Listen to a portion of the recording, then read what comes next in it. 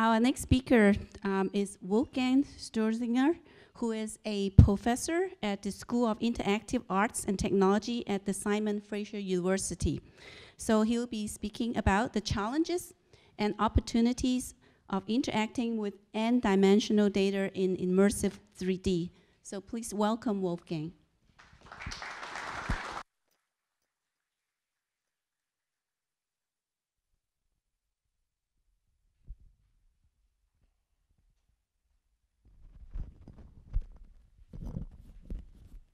Thanks, Emily, and thanks for the invitation. I hope there's no feedback here. All right, so I'll jump right into this. So one vision that I've been part of working on is immersive analytics, basically trying to merge the best of what is known as visual analytics, which is the interactive analysis of multidimensional data through visualizations and interaction, with the virtual reality technologies that are becoming more and more prevalent. Now, when I thought about this vision, and we started discussing this in a larger group at the Dagstuhl seminar and other places, I was reminded of the sense-making loop by Piroli and Card, which basically is, how do you make sense of complex data? Now, this really comes from the intelligence community, or is largely based on that. And I thought, well, it might be interesting to analyze what parts of this sense-making process that underlies all of this are actually well served by 3D technologies, by immersive technologies. And I here don't distinguish that much between, for the purpose of this talk, between large displays and virtual reality systems, because each one of them have some aspects of immersion and lots of aspects that are common for in this domain here. So let's get right into the core of this. One of the things where large displays and virtual reality can shine is it makes it easy to access a lot of information through visual search, right? I mean, it's easy to rotate your head to access more information. It's easy to use your spatial memory when you have a large display. Oh, I clustered it all in the bottom left corner and all of this. So that makes it fairly easy. Groups like Chris North's group and John Stasko's group have done a lot of work in this on large displays in the past. I want to caution, though, left-right turns are easy. Nobody does this, right? Nobody rotates their head. That's actually something that's often observed, but we talk about 6 degrees of freedom for navigation, but it's not really 6 degrees of freedom, because it's really only 5, and then it's really only 4.5, because you really do, okay, I can move left, right, forward, backward, and I can turn left, turn right, turn up and down. That's okay. And then what's the 5th degree of freedom? Well, crouch and jump, right? So that's a little bit limited, right? Because you don't elevate yourself to 50 meters height, right? Unless you want to be a giant. So that limits things a little bit, but it still provides you more than just a 2D screen in front of you, right? Which is what most people use to access lots of information. And this speaks to George's point here. 3D data visualization is great. It works in general, and I'm speaking in generalities here, quite well for spatial data. So data where there's a spatial relation that we're known with. So say a scan of this room, in this case a wind field or something like that, right? That's great. Where it breaks down to some degree is abstract data. So on the right-hand side here I have an abstract data set, and most people look at this and go like, huh? And the phenomenon is fairly easy to explain. I will ask the question this way. So is love going left and hate going right? Or is it forward and backward? Up and down? What dimension, what do we associate with love? Right, it's an abstract concept, so we have to create our own mappings. One very well-known mapping is time goes to the right, right? You have a time axis and time goes to the right. I'll challenge that. That's actually a culturally learned convention. Why? Well, how about all the cultures that write from right to left. Time actually goes the other way. Or all the cultures that write top down. Time automatically goes down. Right? So that's actually a learned convention. And one of the things that I find very interesting to see is, of course, you can come up with these conventions, and as long as your audience understands them, you're all good. Right? But again, which way does love go? Left, right?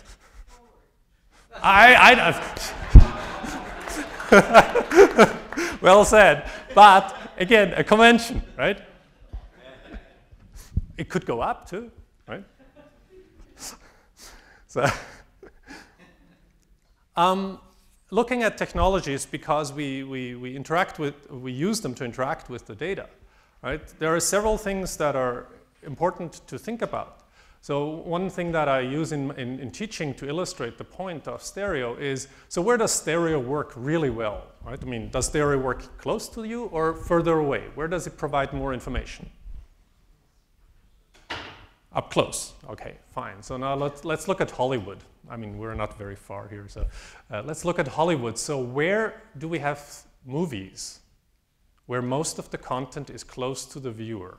What kind of genres come to mind when I say, you know, I want stuff that's close to me? Horror. Fair enough. Or some of the horror movies.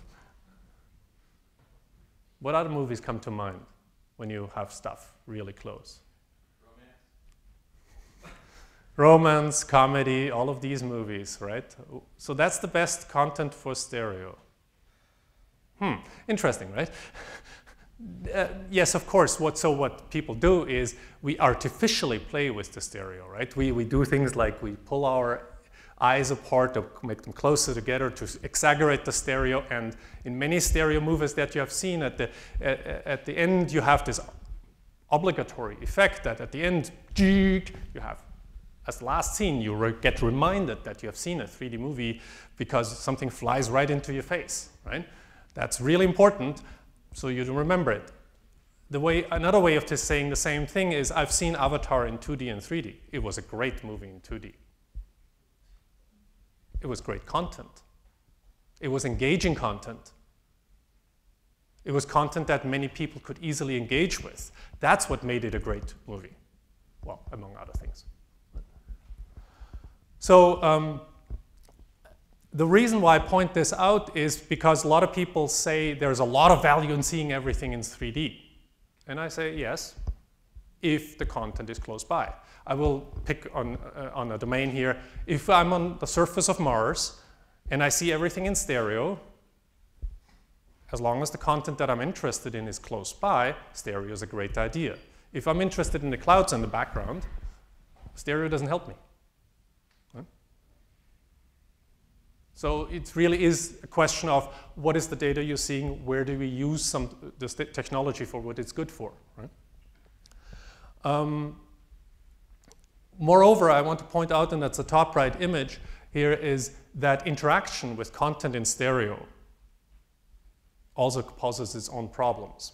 And one of the issues that comes up here is that you have a display surface, and I'll use the display here as an example. I have a display here, and I see something in stereo on this display. If I point at something here in the air, I have a natural cue conflict. And what happens is the following, that my eyes basically look towards my finger, but my accommodation, my focus, has to go under the plane of the display. And so you have this natural visual conflict. Right? And you can't focus here and here at the same time. In computer graphics, you can, right? Because you can create an image that's everywhere in focus. But a human eye can't do it. A human eye can only focus here or here. So you see something here or there. Now, you may say this doesn't matter much. Well, I'm working on currently, I've done a lot of research on pointing experiments. How well does point selection and pointing work in 3D? And I've spent more than 10 years exploring the subject. And I can tell you, we have done measurements where we have done this versus this. Just pointing in depth and pointing laterally. And it turns out there's a significant difference in front of a large stereo display. Meaning this is slower. The thing that blew our minds is we then did the same experiment in a physical setting, where we had basically a little robot apparatus pop at targets, and you point at the physical targets. And this was faster than this. So, I mean, this is not published just yet. We're still working on publishing that. But for me, this is evidence that there's a fundamental downside to any stereo display system. Namely, most probably because of the accommodation divergence conflict. For interaction, that limits interaction inherently. Right? You find, and here in the top right example, you find this on a stereoscopic tabletop display where we noticed this the first time. At that time, we didn't really analyze that, but in the meantime, we've analyzed that and found some of the downsides. Now, the bottom left image here, the tiger jumping out of the tablet, is for me one of those great marketing images because, astrophysics and so on. So how does this work exactly? The light comes out of the display, stops in midair, does a right angle turn, and then gets to the viewer. How does that technology again work? What's the physics behind this? I'll let you figure that part out. I haven't figured it out. I've had some physics professors and all of them go like, huh? I don't know how to do that, right? So that's marketing here, right? So the autostereoscopic tablets, great idea, but not so great in realization. The middle bottom is a volumetric 3D display, basically glowing points in space. And glowing points in space displays are great for showing some 3D data. They're really bad at showing surfaces. So you typically have spatial structures that are more like points in space. To illustrate the point, you would see my face, and you would see the back of my head at the same time. And the wall behind it shining through too. And that kind of limits what data you can show with a 3D display at this point in time. What we really want is a display that you can show glowing points in space that glow differently in different directions. That's what we really want. Making those is really hard. We don't really know. And on the bottom right, I want to point out something about volume visualization. And this is an interesting question. This is actually not a computer-generated imagery. This is actually an art piece where people have basically laid out transparency layers behind each other. And you can kind of see, 3, 4, 5, 6 layers of transparency, and then it kind of stops because that's as far as your brain can comprehend things. With training, that may change, but volumetric visualization is generally limited by the fact that we are not very good at decoding transparency. We can see through a piece of glass, and the second piece of glass, yes, that works, right? But it gets very difficult after a couple layers.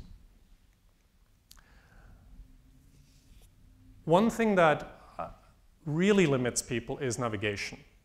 And this is something that's highly training dependent. And for people who play computer games, this point is, they always ask me, what's the problem? Well, there is a problem here. Try giving your grandfather the Xbox controller and try watching him play, okay? Or even me. My son regularly beats me. It's horrible. I haven't even started yet and he's shot me 5 times. Never mind. I will use a different point to illustrate this. So how many people do you know who really have the training to deal with 6 degrees of freedom navigation? I mean, I have an example here. There's people who have been in space. They have had to deal with this problem. The astronauts on the space station have special training to deal with the situation that there might be a meteorite strike and they're waking up and they have to find their way out in 3D, in 6D. That's special training. Fighter pilots is another example. Deep sea divers, where you have very few cues to spatial orientation. These people are really good at 6 degrees of freedom navigation. But every one of those professions has hundreds and thousands of hours of special training. I'll use a different example here. Flying upside down is not permitted unless you have thousands of hours of training. And the reason for that is any mistake, and you make very easy mistakes, and the military has shown this, I mean, a lot of times, that if you let people fly upside down naively, they crash. Okay? This is not something that's easy. We think of it as being easy, and if you have dealt with these things for hundreds and thousands of hours, if you've played video games for hundreds and thousands of hours, not a problem, right? But it's a trained thing. It's not a natural skill. That's what I really want to point out.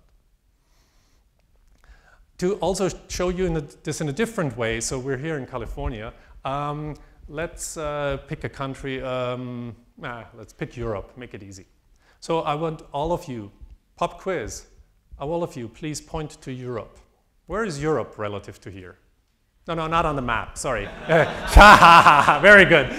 No, where is Europe? Please point to Europe. So where does everybody point? Most people point somewhere over there, okay? I tend to disagree. Europe is somewhere down there. Oh yeah, it's a sphere. But the point is it's not flat, right? Yes, okay, I set you up. I know, I set you up, I showed you a flat map, okay? I showed you a flat map, okay? Yeah, I know. So I apologize for that, but the point is, even though we live on a 3D environment, we often think of our environments as 2D to make things simpler. Just look at any floor plan of a building, right? Everybody has 2D floor plans. We can make 3D floor plans. It's not that we can't make them, they're just harder to understand. So we stay with 2D floor plans. And again, it's a thing of training. If you have the training, yeah, sure, in architecture, you look at the 3D problem, great, but you have the training. You need the training to do that. Last but not least, at the bottom right, I mean, I made the point about 4.5-degree freedom navigation, which is what you get in most games,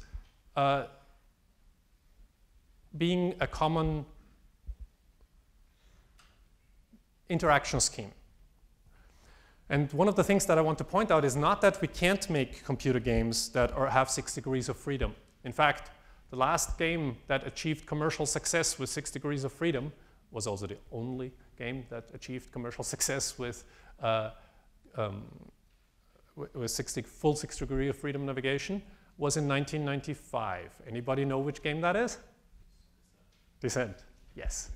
Descent in 1995.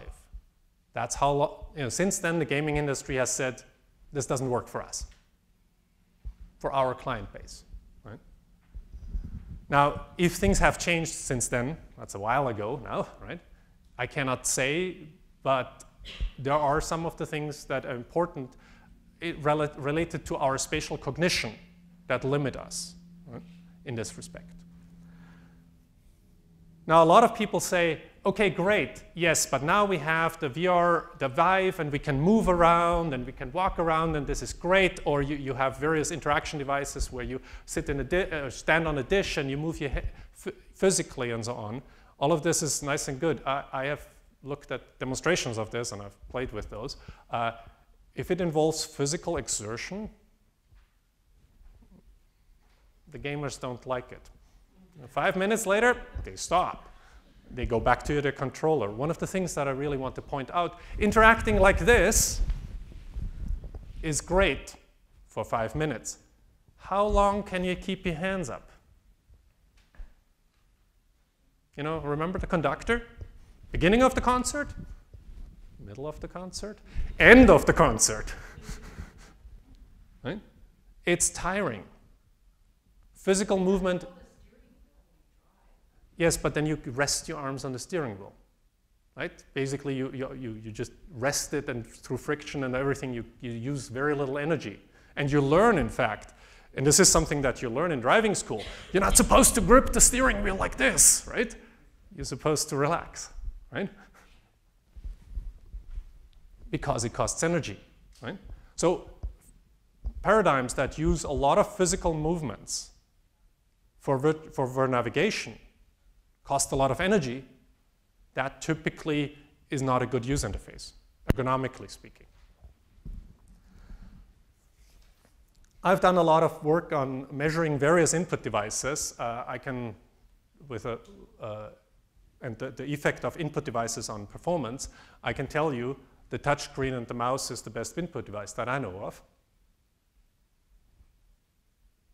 Trackers or so on, typically 75% of the performance. And I'm talking here modern trackers, right? So the reason why I point that out is because the choice of input device also affects your efficiency in terms of how fluid the interaction becomes and so on. So using something like, I'll just use this remote here, this, right, is great, except you have to control the position of this in space with high accuracy, and that's more difficult than controlling the position of a mouse on a surface. So in general, at the moment, the 3D input devices that we have cannot compete with the mouse. I'm kind of working on a few leads there. One of the things that I found is that something like a chopstick, something like a chopstick, I'll use a pen here, can actually work as an input device that can get close to where the mouse is in terms of performance. But that's the only input device that I've found so far that can get close. And then on the bottom right is a pen. And I want to point out that many interfaces use the notion of a cursor, be it a 2D or a 3D cursor, and it doesn't really matter. Now I'll give you 2 cursors for the following task. Please tie your shoelaces. What I want to point out with that is that our hands, I'm not good at this, right? But our hands are so much better interaction devices.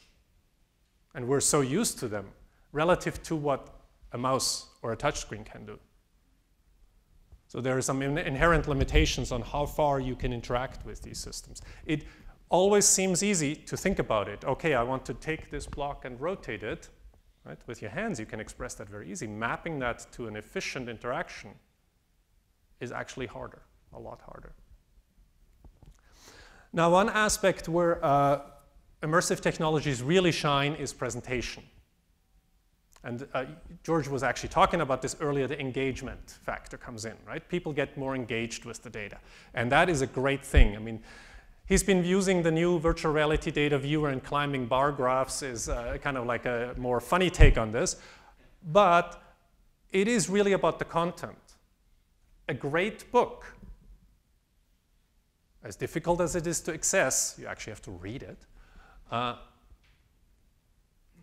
can make you feel things and can still be one of the most immersive experiences. Now, it's easy to think that visual stimulation can override lots of things, and it can. Movies are a great example for that, right? But what really matters is if the content is engaging. It doesn't matter the presentation. I'm sorry, I'll say it this way. If somebody's not interested in Mars, you can show them the most beautiful panoramas of Mars, immersive. If they're not engaged with the content, that will cause problems, right? If they don't actually can care about it, right? That's the problem. We do have the problem that the resolution is limited, so I mean, nobody can read the text at the bottom of the perspective distorted block down there, right? You can't read it because there's not enough pixels, so you always run into these issues. One of the reasons this is important is if you take a piece of text, a piece of paper, you can read it, right? If you put it down on the table, you can still read it. If you put the same piece of paper in a virtual reality display, even the newest generation, and you put it there, you can't read it. One of the issues that I want to point out is that many of the technical systems currently have lower information density, especially, and you see that most directly in textual information. It's getting better. We're getting high resolution displays, and I'm very happy about those, but that's the limiting factor. So going forward, I have a toy. It's a large display wall. It's a V4 space. This is 15,000 pixels by 4,000 pixels, 8 meters by 2 meters at 60 hertz, and can even do stereo all on one computer. So this is an interesting system to play with. We're using this to look at how large displays work with lots of data. And, but we actually ran a study of where we basically use this for data analytics and comparing this with a second system, namely a sparse light VR. So a sparse light VR is, you know the head mount displays that we have, right? A sparse light VR is a Microsoft prototype, basically, where they've put LEDs in the periphery widen the field of view. Okay, so we collaborated with Benko and others at Microsoft to actually run a study where we basically put a similar condition to what we have. Is this one? Sorry. Forgive the speed because of technical problems. We had the speed here is too slow, but basically had people look at a visual analytics system like Tableau, actually in a head-mount display. So this is now a video of the software running in a 3D environment, and you can see it's too slow. This is because of the problem of recording the interaction here. But it's basically, think of Tableau in a virtual reality helmet, okay? And so we actually used a more enhanced version. This is a very early video that I just had at that time. And you can drag them around and make new windows and all kinds of stuff. So here, right, the virtual navigation and so on. And so we actually looked at if this would affect clustering behavior. So why clustering behavior? Because it's part of the sense-making process is actually to make sense of data. So you want to kind of rearrange your data to cluster it into different parts of the information, so you don't have to deal with all of it at once. And so we did the study comparing it on the large display and comparing it in the head-mount display with the wide periphery. Right? And we didn't find any real strong effects in terms of clusters, as in how people clustered, except, and this was the thing that blew our mind, so we tried to keep the things as comparable as we could. It's hard to compare about these. One of the things we did, we used the mouse as an input device, even with the head-mount display, to make sure that there was no effect of input device, right? Because using it with the 3D tracking system, that would have automatically reduced performance, right? And that was guaranteed to cause some effect. So we said, no, we're not going to do that. One of the most interesting things was on the large display, some people, so you have 7 displays in front of you, about 130-degree field of view, give or take, right? And so some people, and it's like 2 out of 9 participants used the 2, maybe 3 displays on the left and used vertical scrolling. So wait a minute. So you have this huge display and you want to interact with it, yet you use vertical scrolling to interact with it. Now, of course, it's afforded by the mouse because the scroll wheel is easy to use. But that just blew my mind and brought up the interesting question. Is it the prevalence of our smartphones with the swipe up and down that is changing the way we think about interacting with data?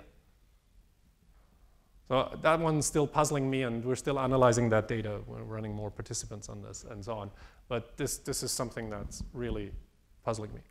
So I'm not going to talk much about this.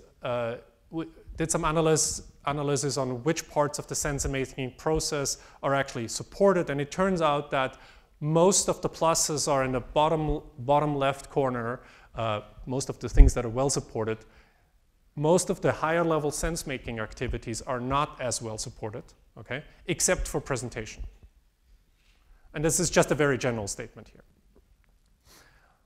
And I'd like to finish with thanking my students who helped me do all this work.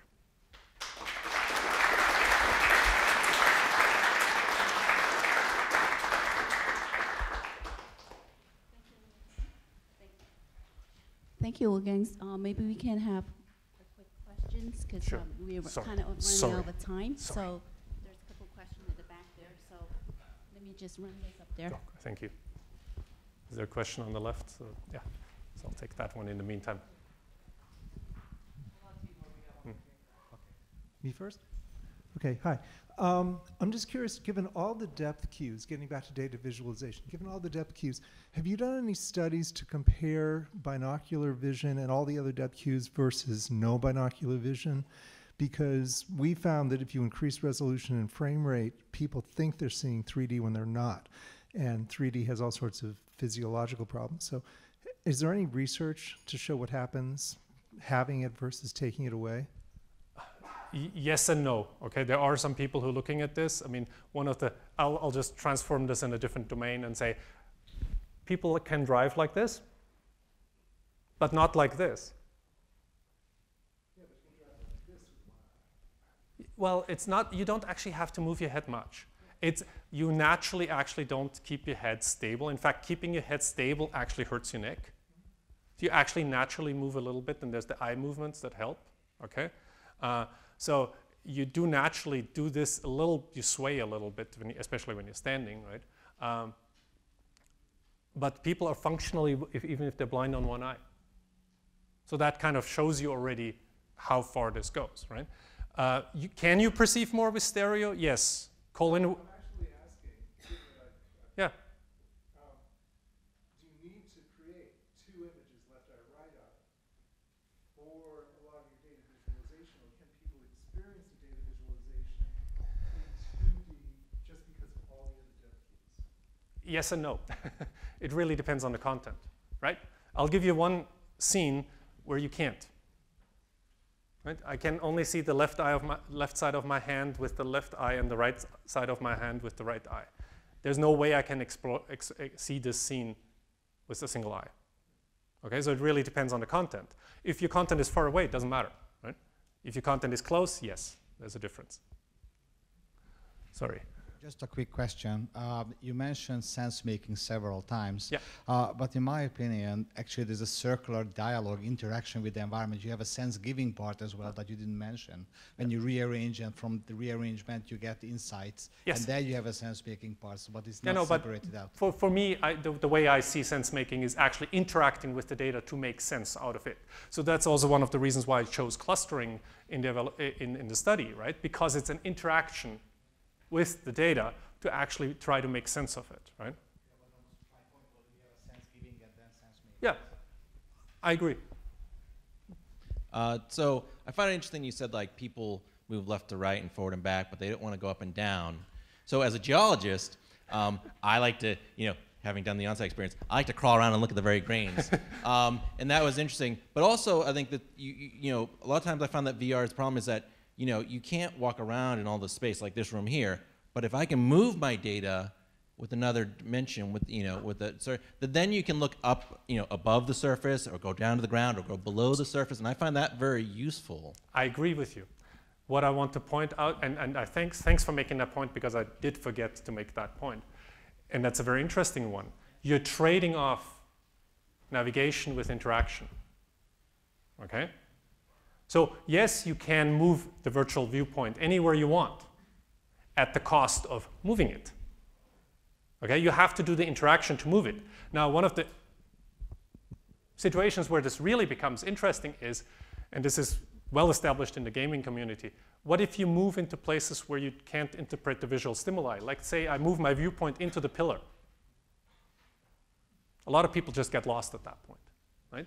And that turns off, and one of the reasons why in quality testing games have to be basically made watertight so that the viewers can't navigate behind the walls is because they found out they lose gamers, as in they get turned off, right? Because suddenly you don't understand where you are. So if your mental model and your spatial model is strong enough, for example, for geology, right, that you can go below the ground and still understand what you're seeing, that makes a lot of sense, right? But you need a very strong spatial model to do that. Does that make sense? Thank you again. So.